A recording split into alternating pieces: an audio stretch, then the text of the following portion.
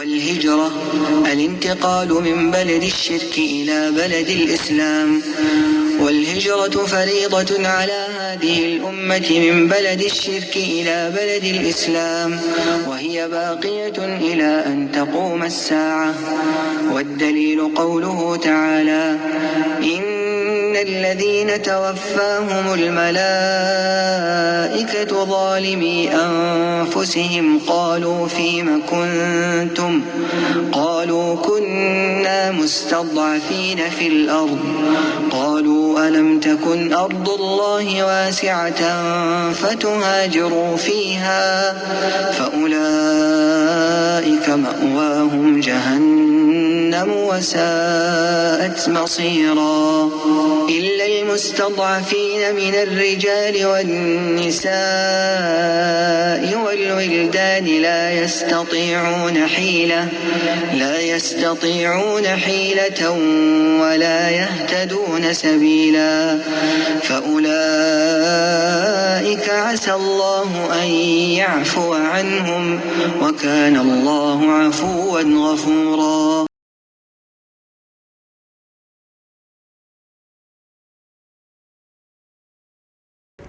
Assalamu alaikum warahmatullahi wabarakatuh. Welcome to another video. I'm out here trying to get another rental car for the weekend before all this New Year's business gets underway. Today's Wednesday, yeah. So I'm getting it a couple of days early. I don't think there's going to be any cars available because people do go out. They go out on the town during New Year's just because it's a lot of things going on. Might not necessarily be for New Year's, but this is the New Year's weekend. So every weekend is busy, but I just think it's going to be extra. But anyways, it's a very important issue I need to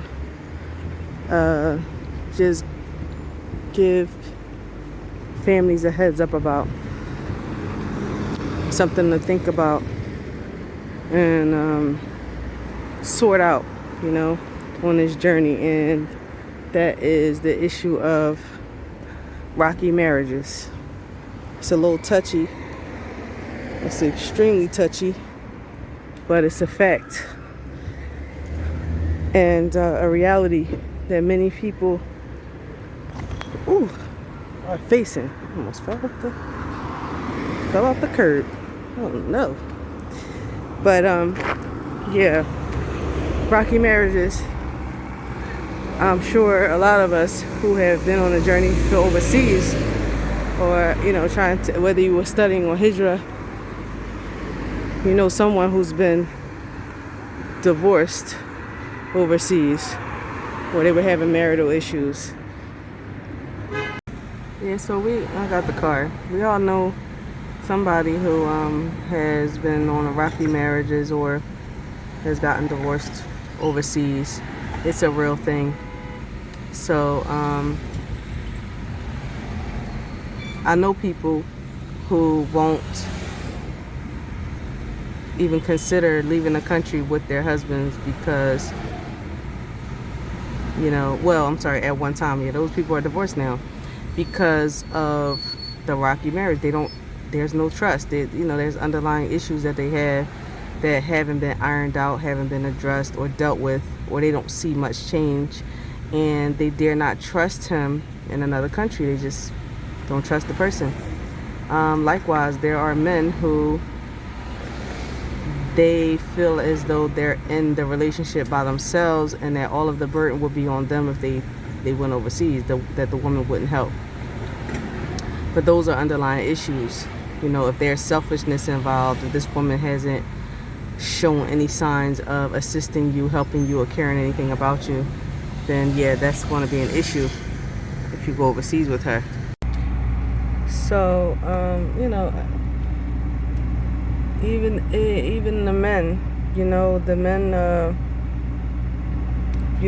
if you don't have a wife that's going to cooperate with you, then not all hope is lost. Same thing for the women. If you know that your husband, maybe put you in some dodgy situations in whatever country you're from, there's no guarantee that things won't get better once you get overseas, but sometimes they may not get better. So it shouldn't stop you from making the trip anyway. But what both parties, what both sexes should know, the husbands as well as the wives who are in those predicaments, the men are the breadwinners. So if you have a wife who doesn't want to help you and things like that, and you happen to you just can't take it anymore, and you separate, and she has children, things like that, this is just my advice. I think it should be crystal clear what your plans are. They should be made crystal clear to her what your plans are for you to separate, and to also, if it's possible, if you can stomach it and stand it, to assist her in becoming independent, before you let her go.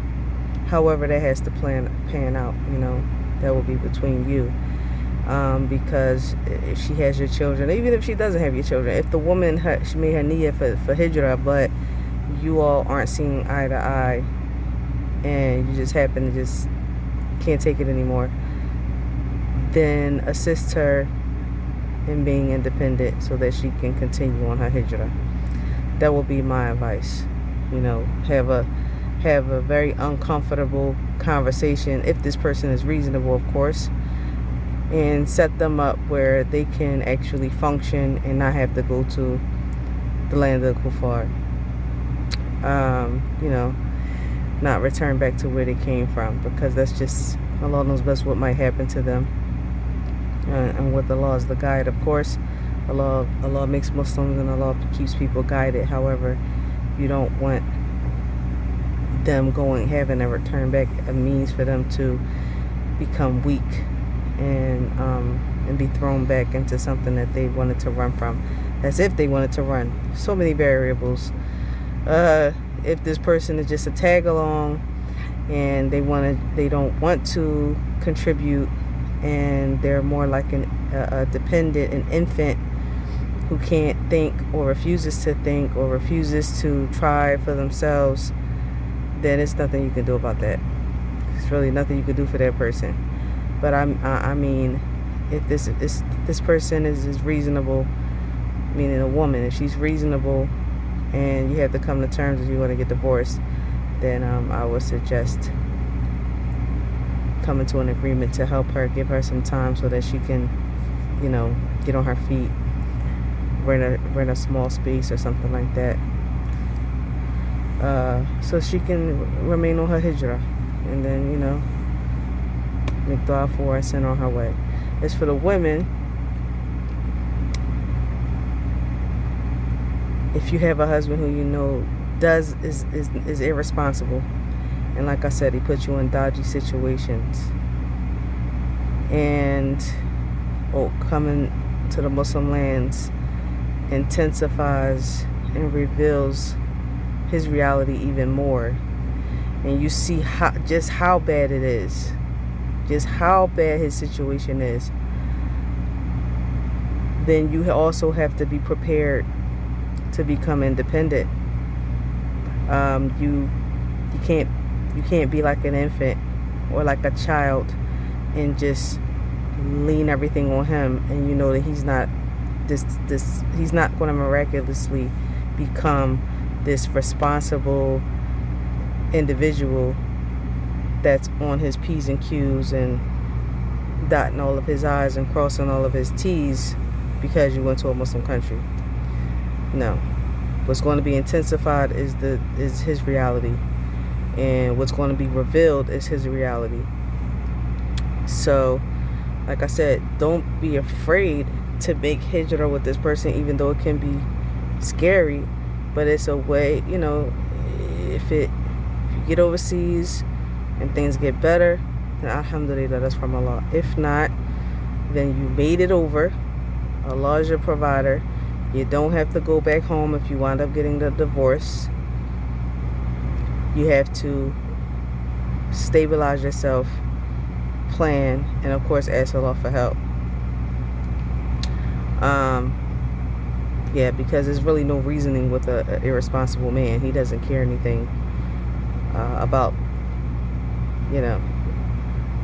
what condition he leaves his wife in. So there's no reasoning with this person planning to make sure you're okay before you before you decide to separate. So yeah, that's something that is a problem. It's an issue. There are so many stories, subhanallah. I remember one news story actually here in the UAE not too long ago. It was a sister from France who had gotten divorced. She didn't know she was gonna get divorced in the UAE. Her husband left her. He divorced her. He left her with the children, and she became so far behind in debt in the visas for the children and for herself. She was stuck. She didn't know what to do. She was basically stuck in the country, and the debt was piling up. And she said, I had no clue that I would be in this position, this predicament. But the reality is, every man has signs of whatever he is. Many people just choose to ignore them. Even myself, I was in a situation in Yemen. I found myself in a divorce situation. I was 19 years old with 2 children. It was terrifying. But I said, you know what? I'm just going to do my best to try to get out of here. But we wound up reconciling before I had to put my master plan together, because the first thing, of course, I thought of was I have to leave. I don't know enough Arabic. I don't know anything to I came over here with him, which many women are in at that particular stage of their mentality. You came along, okay, he says we're making hijrah, but this is a new idea for me, and then if anything goes wrong, I'm going to go back to my comfort zone. That is exactly what my mindset was at 19. But regardless of what the woman's age is, if it's her first time and she's doing something new with her husband, then most likely, if she doesn't have firm determination to stay out of wherever she came from, whether that be the US, UK, or whatever, Allah knows best, she's going to go back home. You have to have firm determination and hatred for where you came from, not to return back home after a divorce. But yeah, that was my situation. But like I said, we wound up reconciling, and then the deportation happened, and then we wound up getting divorced again anyway, permanently, when I went back to the US. But there were already signs before we went overseas, and it got worse when we got overseas, and then it got even worse when we got back to the United States. So I mean, there are signs there, but those are things that you go through. But of course, now that I am more seasoned and experienced and determined, I can offer some advice for those who may find themselves in that situation. Don't give up. You have to plan, You have to plan wisely, carefully. Get assistance, even if it's just advice, steps on what steps to take. There are resources here.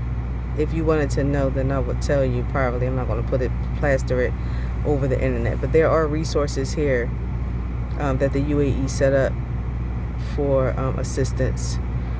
So there's something to help you get on your feet, and there are jobs everywhere. There's jobs everywhere. And this is just, just for the women. Like I said, it's a touchy subject. And may Allah protect all of your marriages for those who are married. But it just affects the life. It really is. And la samahallah, one of the husbands pass away, may Allah forbid or don't allow that one of the husbands pass away, same thing. The woman needs to be able to function and take care of herself. So no one should be coming here like, oh, my husband just has everything. If it's hijrah, migration, there were sahabiyat who got divorced on hijrah. Some were divorced and they made hijrah. And like I said, yeah, some got divorced after they made hijrah. So it's just a fact of life. It happens. But Allah is your provider, for both the man and the woman. Allah is your provider. And yeah, that's basically what I have to say. That's something that's been on my list of things to, speak about and bring some light to.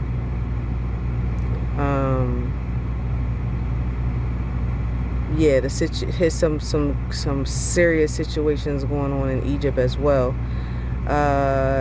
Things like women having children and the husband or ex-husband refuses to come and sign birth certificate, so the children don't have any citizenship. They have no birth certificate or social security number for those who are U.S. citizens, and the children are stuck. They're called bidoons. They don't have anything, and that's extremely stressful. There's just many situations like that. Women are just stuck because they didn't plan.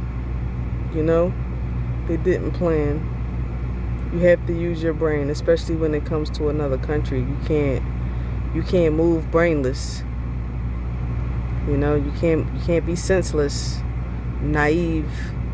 I don't know, I'll leave it all up to him. No, that's a mistake. Serious mistake with serious repercussions. Yeah, this is serious. It's serious. It really is. So, that's a lot of grant you all tawfiq in your hijrah. And I also thank you for, following so far, if you continue to follow the video. And please don't forget to like, share, and subscribe to the channel. And also always remember that hijrah mandates sacrifice. Assalamu.